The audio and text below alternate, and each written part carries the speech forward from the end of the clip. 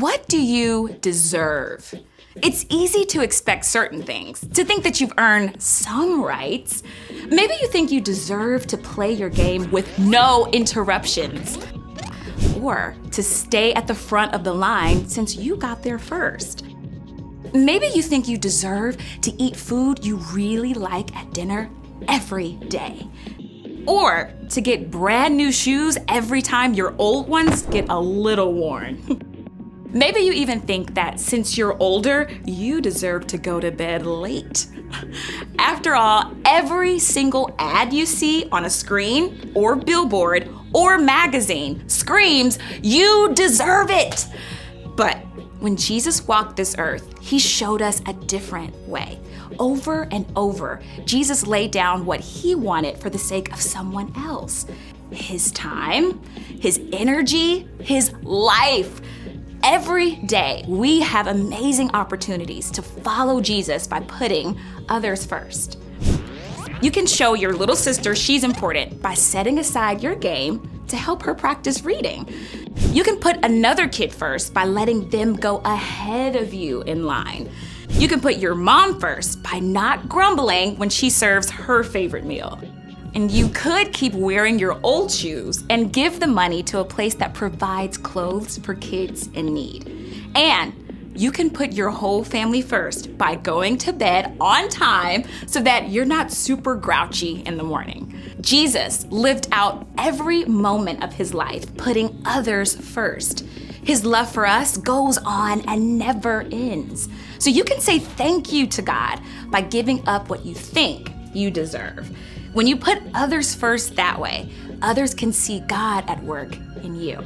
That's why humility is an amazing way to worship God with your life. Because worship is about more than just singing loud. It's all about living loud.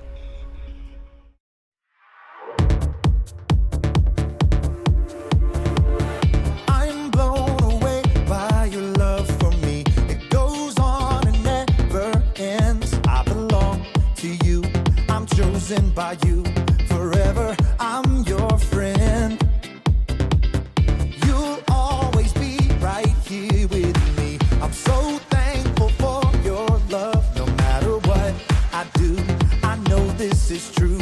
You're by my side, you'll never leave. I wanna thank you, God, for showing me who I am. You're so good, you help me to understand. We are your sons and daughters. You're such an amazing father.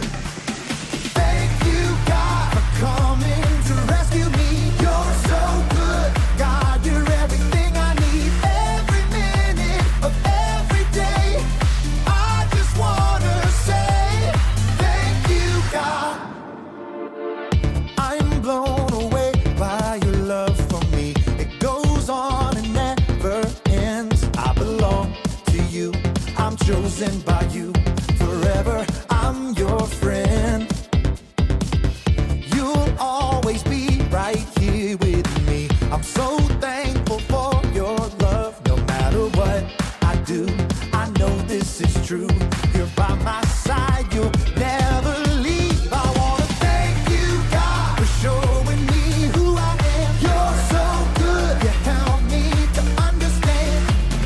We are your sons and daughters. You're such an amazing father. Thank you, God, for coming to rescue me. You're so good, God. You're everything I need every minute of every day. I just wanna say thank you, God. You sent your son to set us free. For your love and kindness, I will sing. You sent your son to set us free. For your love and kindness, I will sing. I wanna thank you, God, for showing me who I am. You're so good, you help me to understand. We are your sons and daughters. You're such an amazing father.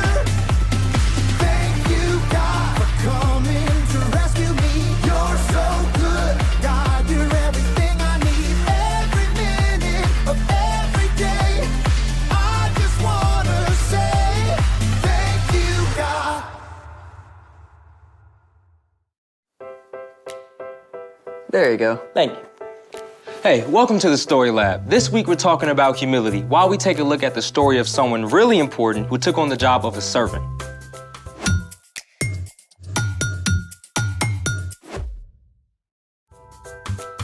Hey, I'm Carter. And I'm Zeke. We're talking about humility. Which is putting others first by giving up what you think you deserve. I think you should go first and tell everyone what we're doing today. Oh, I couldn't possibly. You first. No, you. No, you. You. This is ridiculous. Agreed.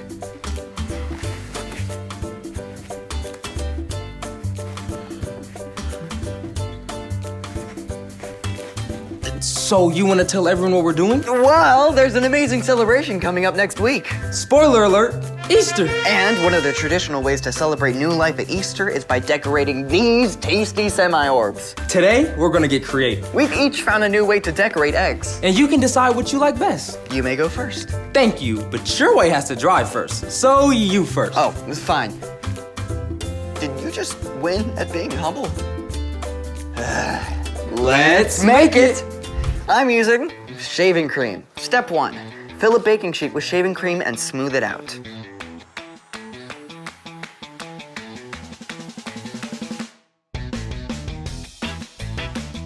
Step 2, drip food coloring all over the cream.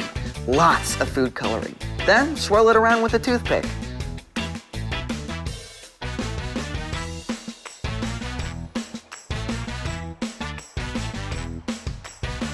Step 3 is the really fun part. You're gonna need gloves for this.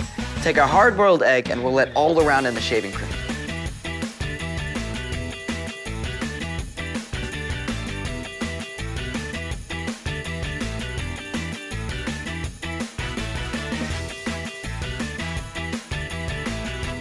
Make sure they're completely covered. When you're done, let them dry for 20 minutes and you can do a bunch of different colors. Voila! Okay, so those may turn out kinda cool. But while they dry, let's try my way. Okay, step 1 is super simple. Just dye your eggs a solid color in the regular way, using hot water, food color, and vinegar.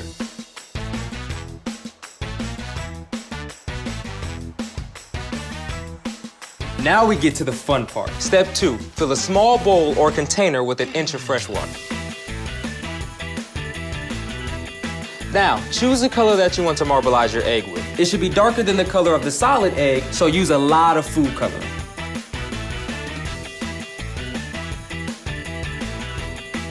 Step 3, add 1 tablespoon of olive oil and stir it gently to create swirls and bubbles. Step 4, take the solid color egg and place it in the oily water. Roll it around with a spoon and hold it in place for a few seconds here and there to absorb more color. The longer you roll your egg around, the more marbled it will be.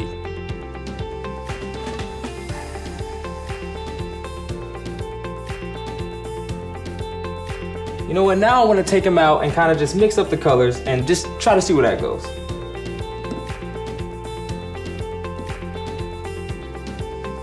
These eggs are gonna look very good. Mine are gonna look better. Are they dry? I think so. You want some help? Sure.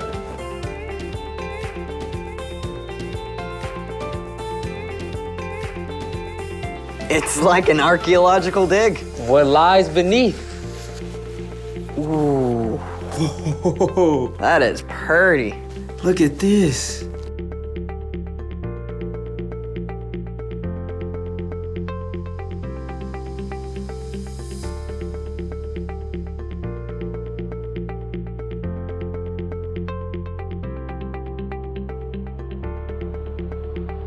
Your eggs are very marbly. And your eggs are very swirly. What do we do with them now? They're just for decoration. Maybe an egg throwing contest? Or not. It's time for The story before the story. Today, we're in John, the 4th book in the New Testament. But before John, in the very beginning, out of a deep, deep love, God made an amazing world. But when people turned away from God, the world was broken. God made a plan to draw people back into relationship. So at the right time, God sent a tiny baby to be born in the small town of Bethlehem, God's very own son, Jesus. When Jesus grew up, he began to travel from town to town, teaching and healing. At last, he made his way toward Jerusalem for the Passover feast. Which is where our story starts. Take it away. Hey everyone, I'm Brian. Jesus was about to head into Jerusalem where great crowds were gathered for the Passover feast. He asked 2 of his disciples to bring him a donkey and her colt. They placed their coats across the colt to make a comfortable seat for him. Now, Bethany, where Jesus was staying, was only a short distance from Jerusalem. Jesus had walked hundreds of miles on foot, so why did he need a donkey for a measly 2 miles? Well, great kings often rode victoriously on a powerful war horse. But Jesus knew what the prophet Zechariah had written long ago. Say to the city of Zion, see, your king comes to you. He is gentle and riding on a donkey. He is riding on a donkey's colt. Jesus was showing that he was a different kind of king, a king who came to serve rather than to order people around.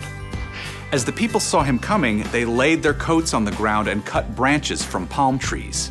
They called out, Hosanna! Blessed is the one who comes in the name of the Lord! Hosanna! Hosanna! News about Jesus and the amazing things he had done spread all through the city of Jerusalem. But the religious leaders had been looking for a way to get rid of him and saw their chance. Jesus knew the plans of the religious leaders. He knew the time had come for him to give up his life. But first, he had a special message for his closest friends. As they ate the Passover meal together, Jesus stood up. He took off his outer robe and wrapped a towel around his waist. Then he poured water into a bowl and knelt down to wash his disciples' feet. The disciples must have been surprised, to say the least. Washing feet was a dirty job saved for the lowliest servant. Yet Jesus, who had just been hailed as a king, was washing their feet. When Jesus reached Peter, though, Peter put up a protest. Lord, are you going to wash my feet? You don't realize now what I am doing, but later you will understand. When Jesus finished washing their feet, he put on his outer robe and took his seat again. I, your Lord and teacher, have washed your feet, so you also should wash one another's feet. I have given you an example. You should do as I have done for you. Now you know these things, so you will be blessed if you do them. Jesus, God's very own Son, chose to take on the role of a humble servant, and he asked his followers to do the same. The end. Honestly, the washing feet part kind of weirds me out. Yeah, it does seem kind of odd to us now, but with walking dusty, dirty roads, washing feet when you arrived at somebody's home was super important. Yeah, but Jesus didn't actually mean for us to go around taking off people's shoes and washing their feet, right? Well, that's just one way Jesus put others first. The important thing Jesus wanted us to hear is that we can set aside our own wants and needs to show love to others. So, what's our part in the story? Well, maybe it's your brother's turn to unload the dishwasher, but you choose to do it for him. Or you can tell your teacher is feeling really overwhelmed, so you use your free time to help clean up the classroom. Last week I got this brand new game I was super excited to play, but then my dad got home with a giant load of mulch to spread on the flower beds, so I put off playing my game to help him. Yeah. See, if you keep your eyes open, there are opportunities all throughout your day to put others first. And you don't actually have to wash their feet to do it. That's good, right? I'll see you next time.